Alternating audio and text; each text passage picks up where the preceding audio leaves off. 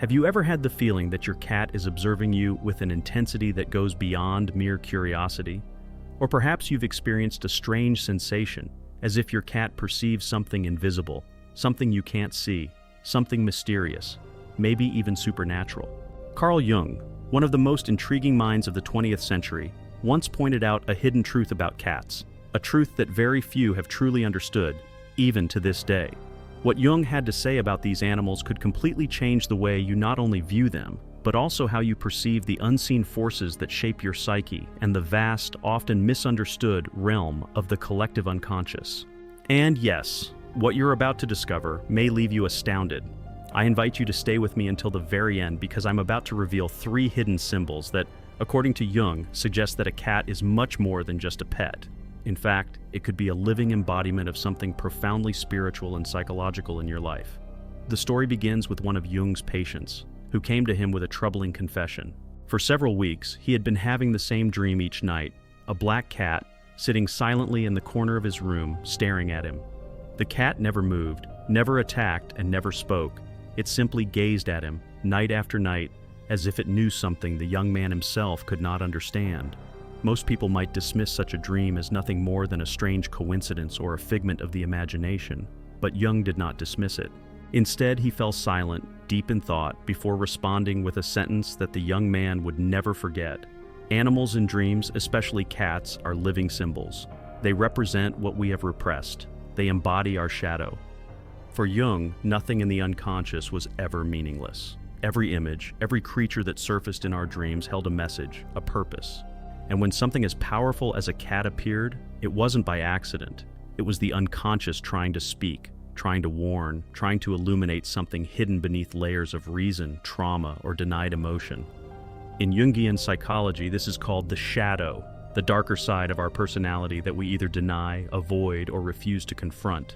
According to Jung, cats, whether in dreams or in reality, often appear as messengers of the shadow. And this is where the story takes an even more curious turn. After that therapy session, not only did the patient stop dreaming of the cat, but he also began noticing real cats showing up all around him, in the streets, on rooftops, in his yard, and even outside his window. Jung explained that this was no coincidence. When the unconscious is not acknowledged internally, it begins to express itself externally. And the cat, with its timeless symbolism of mystery, stealth, independence, and its innate connection to the unseen, becomes one of the most powerful mediums through which the unconscious communicates. As the story progressed, Jung's understanding of the cat's symbolism deepened. He began to believe that cats were not just ordinary domestic animals. They were archetypal representations of the unconscious. They were silent presences that, much like dreams, confronted us with the parts of ourselves we refuse to acknowledge. Perhaps if a cat has ever stared at you without any apparent reason, what you were truly experiencing wasn't just its gaze. What you were encountering was your own reflection, shown to you through one of the oldest and most silent mirrors of all, your shadow. For Carl Jung, cats were never merely decorative creatures or household companions. In his profound symbolic worldview, they were living manifestations of ancient archetypes, timeless figures that resided in the deepest layers of the collective unconscious. From the rituals of ancient civilizations to the dreams of his modern patients, the cat appeared time and again not just as an animal, but as a loaded symbol, a silent messenger echoing through centuries.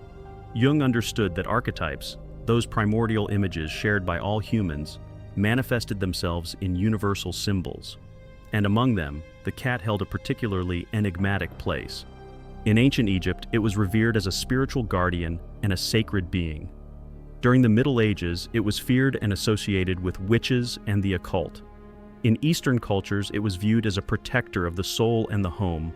According to Jung, these cultural variations weren't random. They were reflections of a deeper psychological truth. The cat, Jung believed, represents what cannot be tamed, the mysterious force that watches from the shadows, the aspects of reality that lie beyond our conscious control. He argued that whenever an archetype enters our lives, whether through a dream, a synchronicity, or the sudden, inexplicable presence of an animal, we should pay close attention. The cat, in this sense, is not merely a creature. It is a symbol pointing toward a part of ourselves that longs to be integrated. It could be our forgotten intuition, the sensitivity we've been taught to suppress, or the sacred connection to mystery that modern life has taught us to ignore. Jung once said, "Where there is a cat, there is a threshold between worlds, between what we can see and what lies hidden, between the conscious mind and the unconscious. The cat does not enter our lives by chance," he warned. "It arrives as a messenger of the unsaid, a guardian of the unresolved." Its unpredictable behavior, its ability to see in darkness, its apparent indifference, yet undeniable presence, are all traits that mirror the complexity of the human soul. This is exactly why Jung was never surprised when, during times of existential crisis or profound inner transformation, people began noticing cats more frequently in their lives. For him, this was a clear sign that the unconscious had begun to speak, not through words nor through logic, but through symbols. And few symbols, Jung said, are as powerful and as revealing as the gaze of a cat watching you silently, as if it knows something you have yet to remember. Carl Jung was far from an ordinary scientist. While many in his field focused solely on what could be measured, dissected, and proven, Jung ventured into the deepest corners of the human soul. For him, the soul held as many mysteries as the vast universe, and within those mysteries were symbols, living, breathing keys to understanding the psyche. These symbols appeared in dreams, in synchronistic moments, and even in everyday interactions with animals. Among those animals, cats held a particularly fascinating significance. Throughout his life, Jung shared profound and haunting reflections on these enigmatic creatures. Through decades of study, clinical observation, and symbolic interpretation, Jung arrived at three key revelations about cats, insights that would not only challenge conventional thinking but also transform the way many perceive these animals. The first revelation was that the cat embodies what Jung referred to as the active shadow. This is the side of ourselves that we tend to suppress or deny, the fears we try to forget, the guilt we bury deep within, the traumas that silently haunt us, and the forbidden desires we are too ashamed to confront. According to Jung, cats do not merely represent this shadow in our dreams, they can actually mirror it in real life. He noted that a cat's presence during emotionally turbulent moments might not be accidental. When a cat enters a room during times of emotional chaos or behaves strangely in specific areas of a home, it may be signaling something deeper, an unacknowledged part of our psyche that is emerging and asking to be recognized. There are countless accounts from Jung's patients who reported that their cat would approach them only during moments of severe anxiety or sadness, almost as if drawn by an invisible thread. Jung interpreted these moments not as random, but as symbolic expressions of the shadow seeking integration. The cat, unlike the human, does not run from the darkness. It stares straight into it, fearless and unwavering. Jung's second revelation about cats is equally fascinating. He believed that cats function as living channels of deep intuition. While humans are often lost in thought, buried under responsibilities, and governed by the ego, cats remain tethered to something far more primal and essential. Jung described animals, especially cats, as beings who exist in a state of purer consciousness. They are not ruled by the fragmented self-image that dominates human awareness, and in the case of cats, this pure consciousness is especially sensitive, almost otherworldly. When a cat silently enters a room and fixates on an empty corner, Jung suggested that it is not staring into nothingness. Rather, it is perceiving something beyond the grasp of rational understanding. Something invisible to the human eye, but present on a symbolic or energetic level. For him, cats were like spiritual antennas. They detect subtle shifts in the environment, emotional undercurrents, and symbolic presences that elude our ordinary senses. Their reactions come from a place beyond logic, deeply instinctive, rooted in the collective unconscious. In essence, when your cat behaves strangely, don't dismiss it. It may be sensing something that your conscious mind has not yet caught up with. The third revelation, perhaps the most extraordinary and spiritually resonant of all, dealt with something Jung could only partially explain with science, but deeply understood through symbolism: the cat's purr as a frequency of psychic healing. To Jung, the act of a cat purring wasn't simply a comforting sound or a sign of contentment, it was something much deeper. He believed this subtle vibration carried a symbolic resonance capable of influencing the emotional and psychological state of a human being. In his view, the purr acted like a form of energetic therapy, an ancient unspoken language of healing. It could quiet the mind, soothe the nerves, and even help the soul reintegrate lost fragments of itself. Just as music or chanting can induce trance states and inner peace, so too could the humble purr of a cat guide a person into deeper psychological balance. The rhythm of the purr, Jung thought, aligned with natural frequencies in the human body and psyche, restoring inner harmony in ways that modern science was only beginning to understand. To Jung, cats were not merely animals. They were guardians of the unconscious, silent observers of our emotional landscapes, and messengers of hidden truths. They walked the boundary between the seen and the unseen, between the rational and the mysterious, and in doing so offered us mirrors, keys, and even healing if we were willing to pay attention. Jung believed that certain soft, repetitive sounds could act as bridges between the mind and the soul. Tibetan chants, shamanic drumming, and even mantras, in his view, weren't just auditory experiences. They were profound vibrations capable of restoring inner balance. For him, sound wasn't merely a physical phenomenon, it was a carrier of energy that reached deeper layers of consciousness. In this context, the purring of a cat, a steady hum emitted when it's relaxed, at peace, or near someone in pain, was far more than a sign of contentment. It was a healing frequency, a sacred resonance that could subtly harmonize the emotional field of anyone who listened with openness and sensitivity. Today, science is beginning to explore these ancient intuitions, discovering that the frequency of a cat's purr typically ranges between 25 and 150 hertz, a range that has been shown to aid in the regeneration of tissues and the reduction of stress. This modern confirmation of ancient knowledge didn't surprise Jung.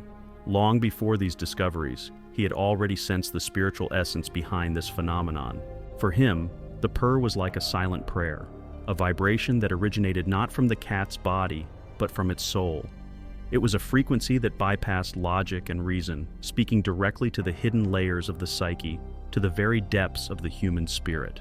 Carl Jung saw three fundamental revelations embodied in cats. They served as shadows, intuitive channels, and spiritual healers.